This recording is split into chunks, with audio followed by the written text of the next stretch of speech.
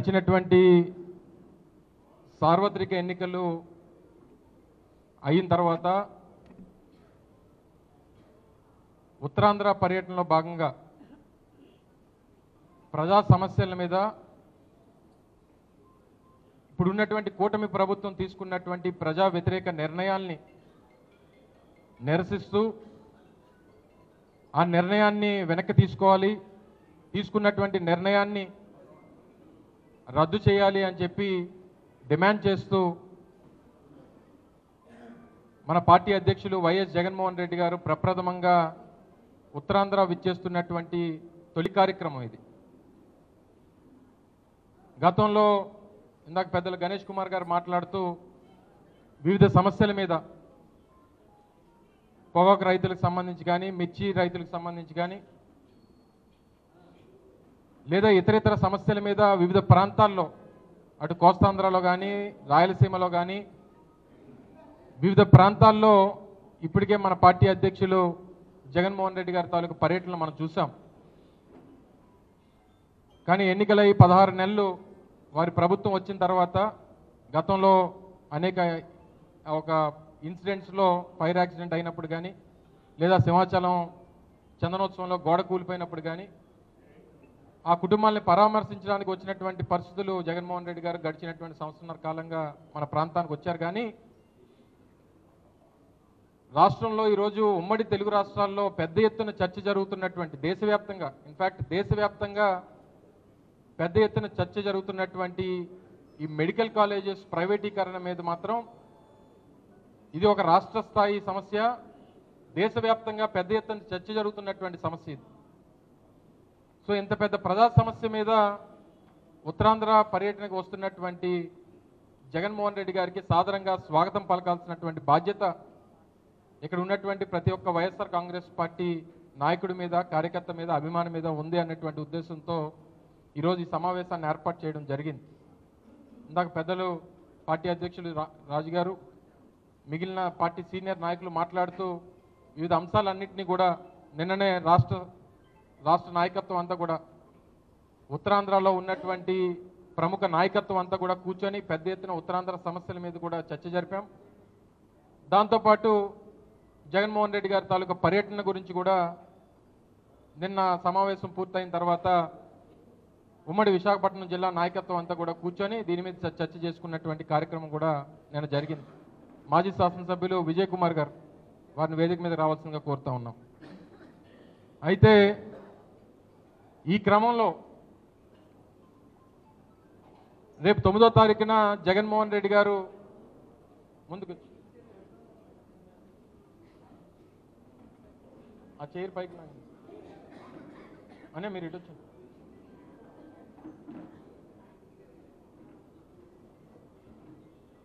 So 9వ తారీఖున జగన్మోహన్ రెడ్డి గారి తాలూకా పర్యటన విశాఖపట్నంలో వారు విజయవాడ నుంచి విశాఖపట్నం నేరుగా చేరుకొని విశాఖపట్నం నుంచి రోడ్డు మార్గాన మాకవారపాలెం నర్సీపట్నంలో నిర్మాణం అవుతున్నటువంటి మెడికల్ కాలేజీ సందర్శనకి వారు రాబోతా ఉన్నారు. ఆ కాలేజీ సందర్శించి అక్కడ పత్రికా సమావేశం నిర్వహించి ప్రజలను ఉద్దేశించి వారు మాట్లాడబోతా ఉన్నారు. ఎప్పుడైతే జగన్మోహన్ రెడ్డి గారు విశాఖపట్నం వస్తున్నారు, ఉమ్మడి విశాఖపట్నం జిల్లా పర్యటనకు వస్తున్నారు, ఇలా మెడికల్ కాలేజ్ పరిశీలనకి వారు రాబోతున్నారు అనేటువంటి ప్రకటన మనం ఎప్పుడైతే చేశామో అప్పటి నుంచి కూడా రాష్ట్ర ప్రభుత్వం తాలూకా ఆ పై స్థాయి నాయకత్వంలో పెద్ద ఎత్తున ఇప్పటికే చర్చ జరుగుతూ ఉంది. ఇప్పుడే నేను సమావేశం రాకముందు పోలీసు అధికారుల తాలూకా ఆ బృందం రావడం జరిగింది. సార్ ప్రోగ్రామ్ ఏంటి, ఎప్పుడు వస్తున్నారు, ఎలా వస్తున్నారు, ఎంతమంది వస్తున్నారు అంటే జగన్మోహన్ రెడ్డి గారు వచ్చినప్పుడు మీరు ఎంతమంది వస్తారు అన్నటువంటి అడగడానికి లేదని చెప్పేశారు.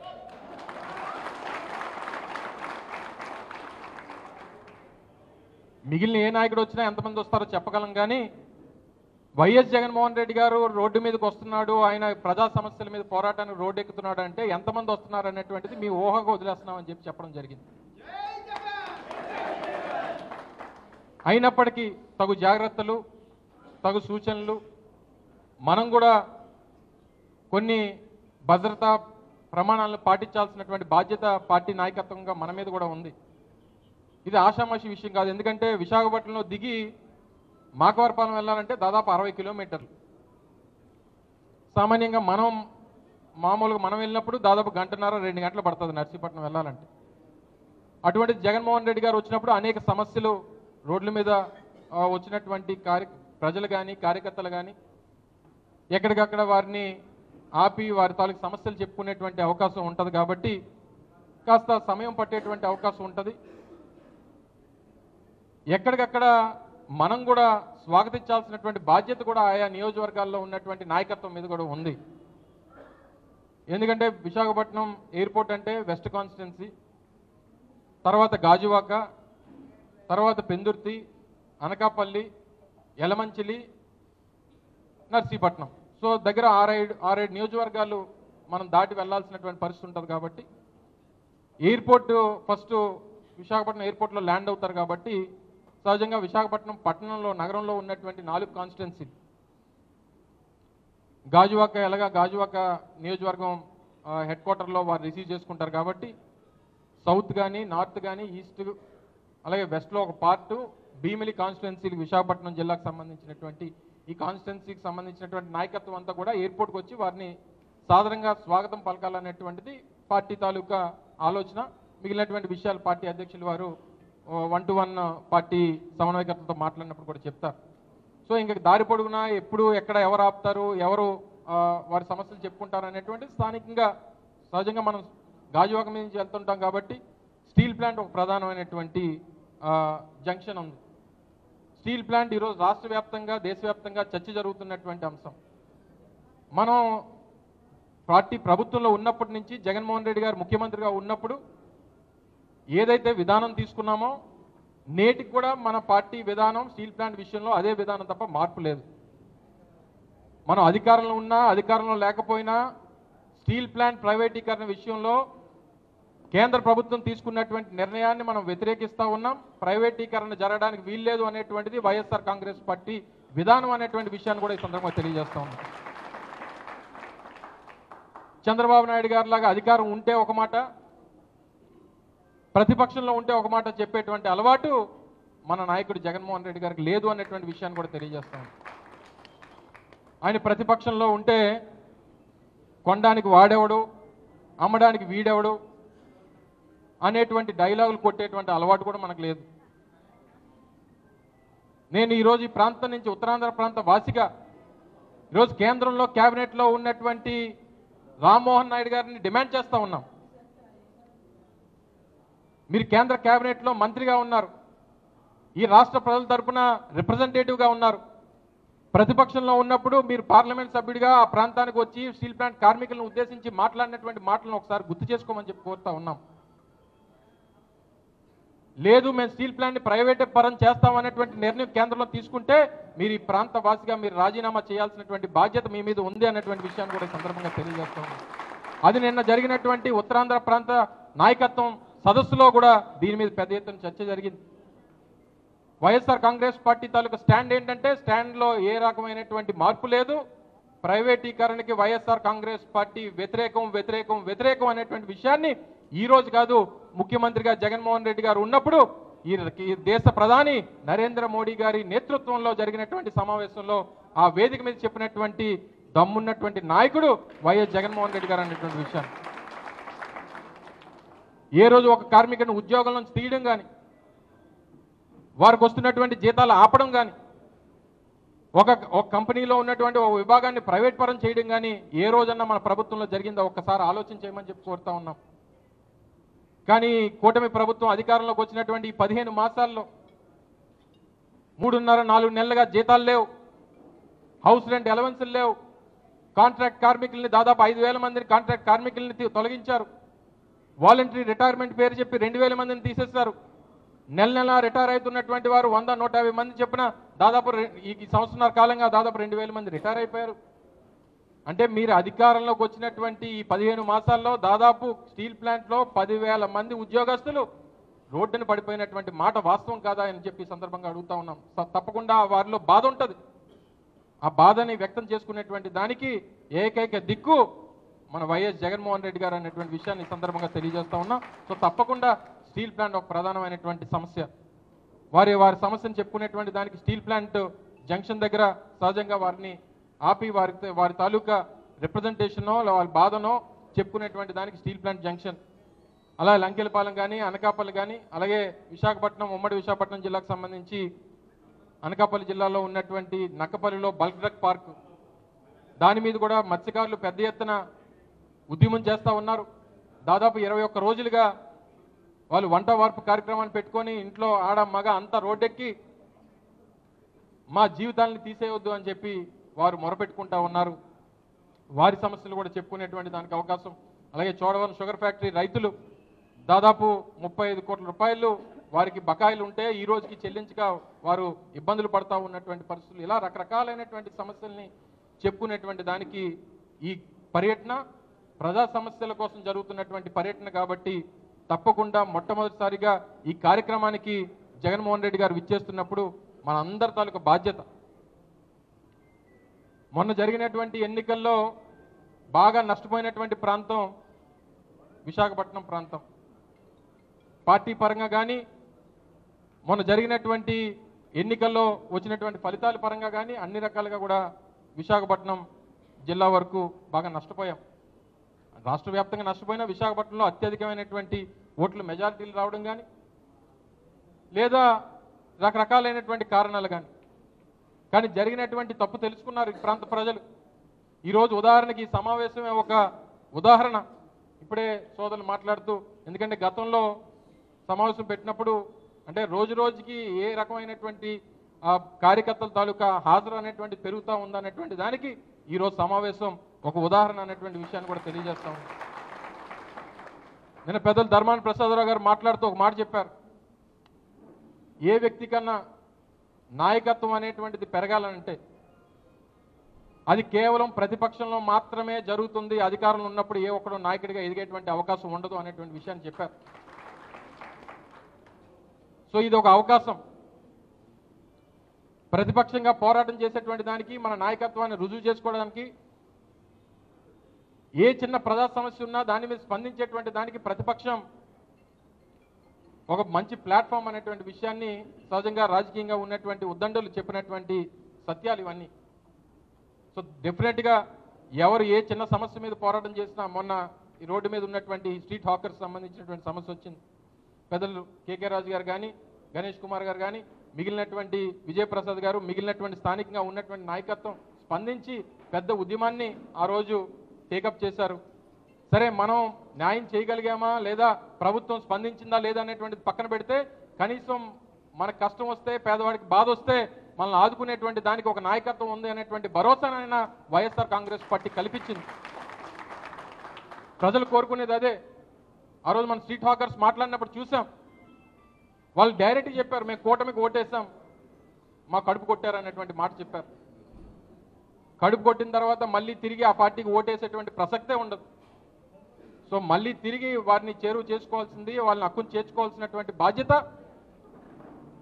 మన మీద ఉంది. డెఫినెట్గా ఆ బాధ్యత మన పార్టీ తీసుకుంటుంది అన్నటువంటి విషయాన్ని కూడా వారు నిన్న యాక్చువల్గా కన్నబాబు గారి తాలూకు విజిట్ని ఈరోజు పెట్టవలసింది. వారి ఇంట్లో చిన్న ఇన్సిడెంట్ అయ్యింది, సో వారు వెళ్ళిపోవడం జరిగింది. సో డెఫినెట్గా వారికి అండగా ఉంటాం అనేటువంటి భరోసాని స్థానిక పార్టీ అధ్యక్షులు కేకే రాజు గారు, జిల్లా నాయకత్వం అంతా కూడా వారు ఇవ్వడం జరిగింది. మనం ఏమనంటే మీరు కూడా కొట్టేశారు కదా, మనం ఎవడ కొట్టాం? ఉన్నవాడిని కొట్టాం. వీరు ఈ ప్రభుత్వం పేదవాడిని కొట్టింది, ప్రభుత్వ భూములు కాజేసిన వాడిని కొట్టాం మనం. కానీ ప్రభుత్వం మీద ఆధారపడినటువంటి పేదవాడిని కొట్టారు ఈ కూటమి ప్రభుత్వం. సో వారికి మనకి చాలా తేడా ఉంది.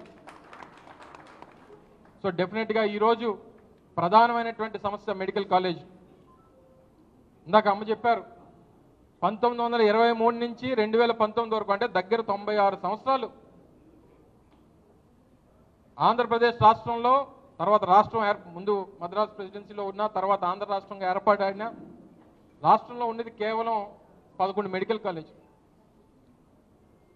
ఈసారి 4వసారి ముఖ్యమంత్రిగా చంద్రబాబు నాయుడు పనిచేస్తున్నావు. గతంలో 3 సార్లు ముఖ్యమంత్రి చేసావుగా, మరి ఏ రోజు ఎందుకు రాలేదు మీకు ఈ ఆలోచన?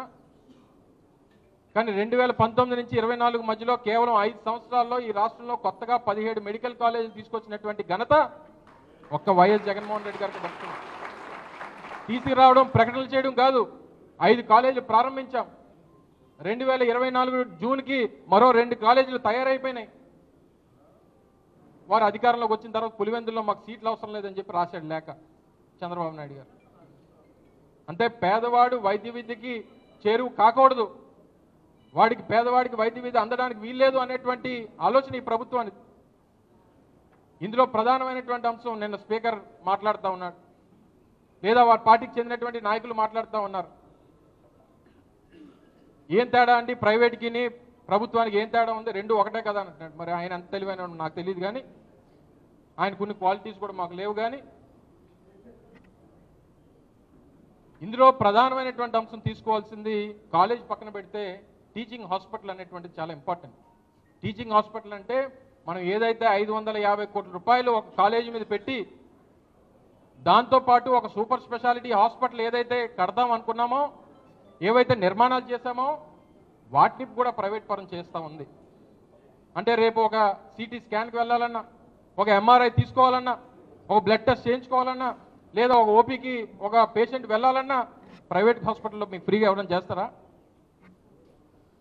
అదే ప్రభుత్వ హాస్పిటల్లో, ప్రభుత్వ సూపర్ స్పెషాలిటీ హాస్పిటల్ అయితే ఉచితంగా అందుతుంది అన్నటువంటి గొప్ప ఆలోచన చేసినటువంటి నాయకుడు మన వైఎస్ జగన్మోహన్ రెడ్డి గారు. ఈరోజు ప్రైవేట్ పరం చేసి వారు ఎవరెవరికో కావాల్సినటువంటి వారి తాబేదారులకి అందరికి కూడా ఇచ్చేసుకొని మీరు ప్రైవేట్ పరం చేస్తామంటే జగన్మోహన్ రెడ్డి గారు తీసుకున్నటువంటి గొప్ప నిర్ణయాన్ని సమర్థించేటువంటి దానికి ఈరోజు రాష్ట్రంలో ఉన్నటువంటి ఒక వైఎస్ఆర్ కాంగ్రెస్ పార్టీ కాదు, సామాన్యమైనటువంటి ప్రజలు కూడా ఆయనతో పాటు నడిచేటువంటి దానికి సిద్ధంగా ఉన్నారన్నటువంటి దానికి రేపు కార్యక్రమం ఒక ఉదాహరణ కావాలన్నటువంటి విషయాన్ని కూడా తెలియజేస్తా ఉన్నాం. వైద్యం ప్రైవేట్ పరం, విద్య ప్రైవేట్ పరం, వ్యవసాయం ప్రైవేట్ పరం. అసలు ప్రభుత్వం ఉన్నటువంటిది ప్రజాప్రభుత్వమా ప్రైవేట్ ప్రభుత్వం అనేటువంటిది తెలియనటువంటి పరిస్థితిలో ఈరోజు రాష్ట్రంలో ప్రభుత్వం ఉంది. కొన్ని పథకాలు ఏమన్నా కొత్తగా ఇస్తున్నాడంటే అవి కాపీ పేస్ట్. ఒకటని చెప్పనండి, మనం ఇచ్చినటువంటి పథకాలు పేర్లు మార్చుకున్నాడు తప్ప ఒక్క కొత్త పథకాన్ని వారు ఈ సంవత్సరాల కాలంలో ఇచ్చింది ఒకటి చెప్పమనండి. అవసరం లేదు వాళ్ళకి, పెద్ద అంటే పేదవాడికి ఏదైనా చేయాలనేటువంటి తాపత్రయం కూడా వాళ్ళకి లేదు. సో ఇవన్నీ గమనంలో పెట్టుకొని, అందుకని నిన్న ఎవడో అన్నారు, సార్ వాళ్ళిద్దరి గురించి తండ్రి కొడుకుల గురించి ఎక్కువ మాట్లాడదు సార్, చంద్రబాబు చీటరు లోకేష్ లోటరు అని చెప్పారు. చంద్రబాబు ఫస్ట్ నుంచి చీటింగ్ అలవాటు, కొడుకు లోకేష్కి ఏమో లూటింగ్ అలవాటు. సో ఇద్దరు గురించి ఎక్కువ మాట్లాడడం టైం వేస్ట్ సార్, మీ పనులు మీరు చేయండి. మళ్ళీ రేపు ప్రభుత్వం జగన్మోహన్ రెడ్డి గారి వద్దన్నా సరే ఆయన ఇంటికి తీసుకొని వచ్చి ప్రజలు ఆయన ఇంటి ముందు పెడతారు అధికారాన్ని అని చెప్పినటువంటి మాట ఈరోజు రాష్ట్రంలో పేదవాడి నోటంట వస్తూ ఉంది. కానీ దానికి కావాల్సినటువంటి కష్టం, మనం పడాల్సినటువంటి బాధ్యత డెఫినెట్గా మన అందరి మీద ఉంది. కానీ మొట్టమొదటిసారిగా ఈరోజు ఉత్తరాంధ్ర పర్యటనకి ప్రజా సమస్యల మీద వస్తున్నటువంటి తరుణంలో మీరు స్వాగతం, విశాఖపట్నం జిల్లా సిటీలో స్వాగతం పలికితే దానికి ముగింపు నర్సీపట్నం కాలేజీలో బ్రహ్మాండంగా ఇచ్చేటువంటి బాధ్యత అనకాపల్లి జిల్లా తీసుకుంటుంది అనేటువంటి విషయాన్ని కూడా మీ అందరికీ సందర్భంగా తెలియజేసుకుంటూ, డెఫినెట్గా రెస్ట్రిక్షన్స్ అనేటువంటివి సహజంగా మన నాయకుడు వచ్చినప్పుడు అడ్డుకునేటువంటి ప్రయత్నం ఇవన్నీ బుర్రలను తీసేయండి. ఎవడో ఉదయాన్నే లేచిన వెంటనే ఒక ఫోటో పెడతాడు, మా ఇంటి ముందు వచ్చి పోలీసు నించున్నాడని, అది చూసి ఆడింటి ముందు ఉన్నారు మనం కూడా అయిపోదామని చెప్పుకున్నటువంటి ఇది పక్కన పెట్టండి.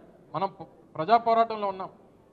ఏ రకంగా మనం అటెండ్ అవ్వాలి, ఏ రకంగా కార్యక్రమం రావాలనేటువంటి తాపత్రయంతోనే ఉండాలి తప్ప సాకులు ఎత్తుకునేటువంటి కార్యక్రమం దయచేసి చేయొద్దు అనేటువంటి విషయాన్ని మరొకసారి ఈ సందర్భంగా మీ అందరికీ తెలియజేసుకుంటూ, మరి సోదరులు కేకే రాజు గారు అలాగే పార్టీ సీనియర్ నాయకత్వం మీ అందరి తాలూకా నాయకత్వంలో రేపు వారికి సాదరంగా స్వాగతం పలికేటువంటి బాధ్యత మీరు అందరూ తీసుకుంటారని, కావాల్సినటువంటి సహకారం అంతా కూడా పార్టీ పరంగా అందరం కలిసి కూర్చొని చేసుకునేటువంటి ఇది సమన్వయకర్తలు అందరూ కలిసి కూర్చొని మాట్లాడతాం.